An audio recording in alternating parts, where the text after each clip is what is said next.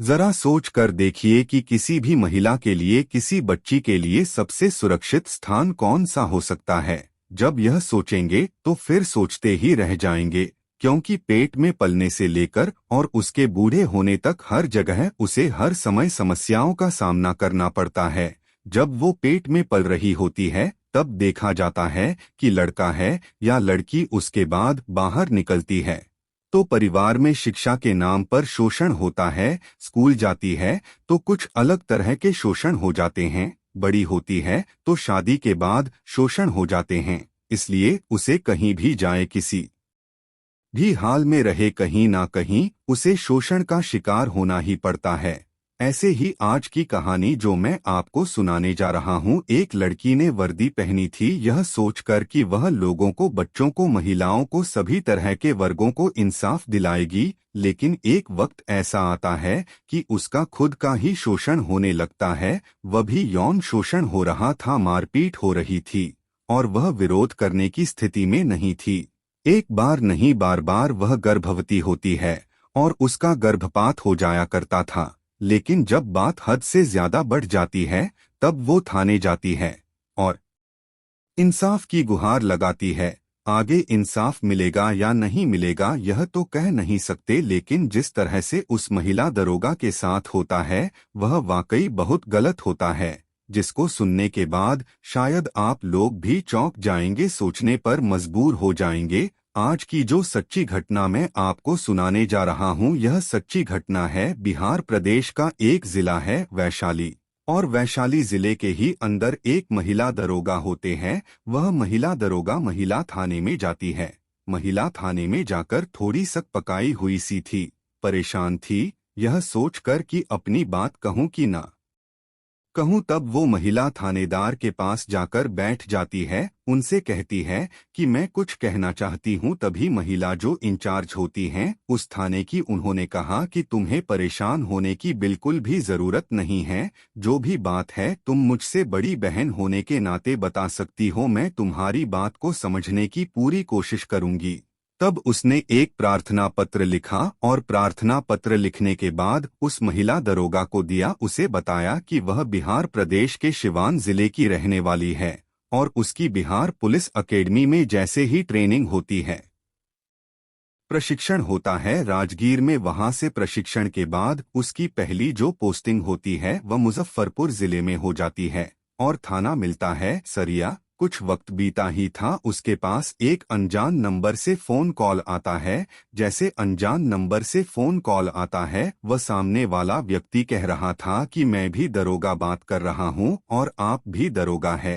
कितनी अजीब बात है कि मैं भी दरोगा, आप भी दरोगा, आपकी जाति जो है वही मेरी जाति है, जो आपका जिला है वही मेरा जिला है। कितनी सारी सिमिलरिटी हैं, कितनी सारी बातें हैं जो आपस में मिल खाती हैं। क्यों ना हम लोग मिलकर शादी कर लें, घर बसा लें, घर बना लें। जब इस तरह की बातें वो व्यक्ति कर रहा था तो महिला दरोगा को बड़ा अजीब लगा। उसने कहा कि तुम किस तरह की बातें कर रहे हो, दरअसल मेरी शादी तय हो चुकी है और मैं एक शादी के बंधन में बनने वाली हूँ। अब तो आपने फोन कर दिया है, लेकिन आगे से फोन करने की हिम्मत मत करना। जब इस तरह की बात महिला दरोगा ने कही, डांटा फटकारा, लेकिन सामने वाला व्यक्ति बहुत ज्यादा ढीठ होता है। उसने एक बार नहीं कई बार फोन पर फोन कर रहा था। आखिरकार महिला दरोगा ने कहा कि मैं शादी नहीं कर सकती, मेरी शादी तय हो चुकी है, तुम मुझे परेशान मत करो। जैसे ही उस व्यक्ति को यह पता चलता है कि महिला दरोगा की फला जगह शादी हो चुकी है तो उसने उस शादी को तुड़वाने के लिए पूरे जी तोड़ कोशिश की और आखिरकार वह उस मकसद में कामयाब हो ही जाता है। यानी कि शादी टूट जाती है, शादी टूट जाती है। महिला दरोगा के पास मैसेज पहुंच जाता है। अब महिला दरोगा कहीं ना कहीं इतनी मजबूर हो जाती है, विवश हो जाती है कि उस दरोगा की हाँ में हाँ मिला ही देती है। अब यह पुरुष दरोगा और यह महिला दरोगा आपस में बातचीत करना शुरू कर देते हैं। बातचीत का सिलसिला जब आगे बढ़ने लगता है तब मौका पाते ही वो उससे जब भी मौका लगता था चुपचाप आके मुलाकात कर लिया करता था। मुलाकात हो जाया करती थी। मुलाकात के बाद जैसे बहुत नजदीकियां बढ़ने लगती हैं, क्योंकि उसने वादा किया था शादी करने का और शादी करने की बात पर वह तैयार भी हो जाती है, क्योंकि उसे अपनी जिंदगी बनानी थी, घर बसाना था। अब मौका मिलता है तो दोनों के शारीरिक संबंध बनने लगते हैं। जब शारीरिक संबंध बनने लगते हैं, एक दूसरे के साथ वह रहने लगते हैं। दरअसल यह अगर हम बात करें महिला दरोगा की, तो वह रहने वाली होती है शिवान की, और यह भी व्यक्ति जो होता है वह भी शिवान का रहने वाला होता है, जिसका थाना लगता है सोनबर्ष और जगह लगती है उसकी जीबी नगर, वहां का वह रहने वाला होता है। दोनों की बातचीत का सिलसिला आगे बढ़ रहा था। मौका मिलते ही वह एक दूसरे के साथ शारीरिक संबंध स्थापित कर लेते हैं।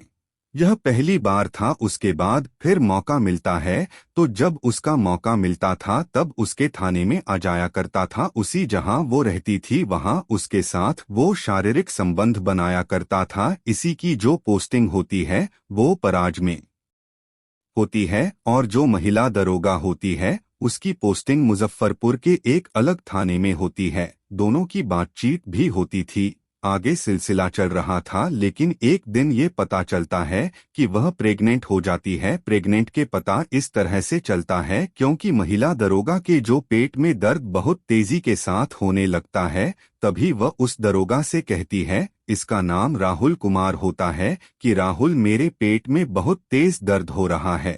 तब उसे डॉक्टर को दिखाया जाता है। डॉक्टर कहती हैं कि आप प्रेग्नेंट हो चुकी हैं, आप गर्भवती हो चुकी हैं। इस बात का जब गर्भवती होने वाली बात थी तब वो कहती कि शादी कर लेते हैं और यह बच्चा नहीं गिराते, क्योंकि बात समाज में पता चलेगी तो बहुत ज्यादा खराब हो जाएगी। तभी राहुल कुमार ने उसे 3 गोलियां एक साथ दी। उसे कहा कि तुम इन गोलियों को खाओ, ठीक हो जाओगे, परेशान होने की जरूरत नहीं है।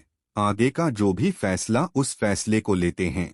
आखिरकार उस महिला दरोगा ने 3 गोलियां खाई और उसको 3 गोली खाने के कुछ के बाद दर्द और ज्यादा बढ़ने लगता है और ब्लीडिंग बेहिसाब होने लगती है। तो पता चलता है कि वह उसका गर्भपात हो चुका है, यानी कि जो उसके पेट में पल रहा था कोई भी बच्चा बच्ची जो भी था वह मर चुका है और वह बाहर निकल चुका है। कुछ वक्त आगे बढ़ता है, इसने इस बात का विरोध किया और जब विरोध किया तो फिर उस राहुल कुमार नाम के दरोगा ने इस महिला दरोगा के साथ काफी मारपीट की और मारपीट करने के बाद उसे फिर से अपनी पूरी तरह से प्रभाव में ले लिया। फिर आगे वक्त बढ़ने लगता है। यह बात साल 2023 के आसपास की बात है और इसी बीच में यह पहले गर्भवती होती है 28 अगस्त 2023 को। उसके बाद फिर दूसरी बार मौका मिलता है। दूसरी बार मौका मिलने के बाद फिर से उसके साथ, और वो महिला दरोगा इस बात का विरोध भी नहीं कर पाती थी। वो जब मन करता था उसके साथ मारपीट करता था। अब वो पूरी तरह से हिंसक हो चुका था। जहां तो वो प्रेम कहानी शुरुआत करना चाहता था, शादी करना चाहता था, जिंदगी बसाना चाहता था। अब उसके साथ वो ऐसा फ्रैंक हो चुका था कि जब चाहे उसके साथ वो गलत काम करता था, जब चाहे उसके साथ वो मारपीट करता था। एक बार उस लड़के के परिवार वालों ने लड़की से संपर्क किया, तब जाकर उस लड़की ने पूरी कहानी बयां की कि राहुल मेरे साथ कुछ इस तरह की हरकत करता है। जब यह वाली बात लड़के के परिवार वालों ने लड़के से बातचीत करने की कोशिश की तो राहुल को बहुत ज्यादा गुस्सा आता है, फिर से मारपीट करता है। पता चलता है कि वह दूसरी बार भी प्रेग्नेंट थी और दूसरी बार भी उसका मारपीट की वजह से उसका बच्चा गिर जाता है। जब उसे हॉस्पिटल में दिखाया जाता है तब पता चलता है कि यह तो प्रेग्नेंट थी लेकिन गर्भपात हो चुका है। वक्त आगे बढ़ता है। आखिरकार उसने किसी तरकीब से मनाने की कोशिश की और 4 मार्च 2024 को तिलक की तारीख तय हो जाती है और 11 मार्च 2024 को शादी की तारीख तय हो जाती है। बताया जाता है कि जब तिलक होता है तो तिलक उत्सव के में कुछ काफी लेन देन भी होता है, लेकिन बारात की बात नहीं होती है, यानी कि बारात आती नहीं है। और शादी की जो बात थी अब तक वह शादी होती ही नहीं है, यानी कि उसको एक झूठ की बुनियाद पर जो रिश्ते की कायम किया गया था वह रिश्ता बनता ही नहीं है। और वह महिला दरोगा इतना परेशान हो जाती है कि आखिरकार करें तो क्या करें। जब भी शादी की बात करती थी तभी उसके साथ मारपीट होती थी। अब इन दोनों की पोस्टिंग अलग अलग जगह पर हो जाती है। महिला दरोगा पहुंच जाती है वैशाली जिले में और जो पुरुष दरोगा होता है वह पहुंच जाता है शिवहर जिले के अंदर। अब वहां से यह दोनों एक दूसरे थोड़ा अलग हो जाते हैं। इसी बीच में जो शादी की बातचीत करती थी तो शादी को लेकर दरोगा तैयार नहीं होता था और मारपीट पर वह उतारू हो जाया करता था। जब वह हार जाती है, थक जाती है, तब 16 जून 2024 को वह वैशाली के महिला थाने में जाने के बाद अपने पत्र देकर अपनी शिकायत देकर कहती है कि मुझे इंसाफ चाहिए। जब बात इंसाफ की आती है तो एफआईआर दर्ज कर ली जाती है और एफआईआर दर्ज की जाती है आईपीसी की धारा 341, 323 इन धाराओं में मुकदमा दर्ज कर लिया जाता है। पुलिस इस मामले की जांच पड़ताल करना शुरू कर देती है।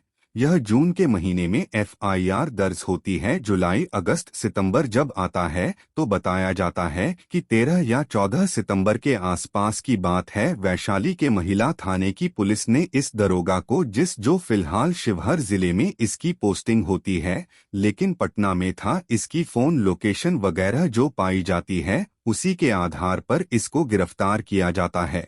गिरफ्तार करने के बाद क्योंकि जांच में बताया जाता है यह प्रथम दृश्य है, दोषी पाया जाता है। फिलहाल पुलिस मामले की जांच पड़ताल में जुटी है और इस आरोपी के खिलाफ कड़ी से कड़ी कार्रवाई करने की बात की जा रही है। इस व्यक्ति को गिरफ्तार किया जाता है, जेल भेजा जाता है और जैसे ही खबर सोशल मीडिया पर अखबारों में प्रकाशित होती है तो पता चलता है कि एक महिला जिसने वर्दी सिर्फ इसलिए पहनी थी कि क्योंकि लड़कियों की, पुरुषों की जो पीड़ित होंगे उनकी वो मदद करेगी, हेल्प करेगी, लेकिन पता चलता है कि वो खुद ही कई महीने से शोषण का शिकार हो रही थी।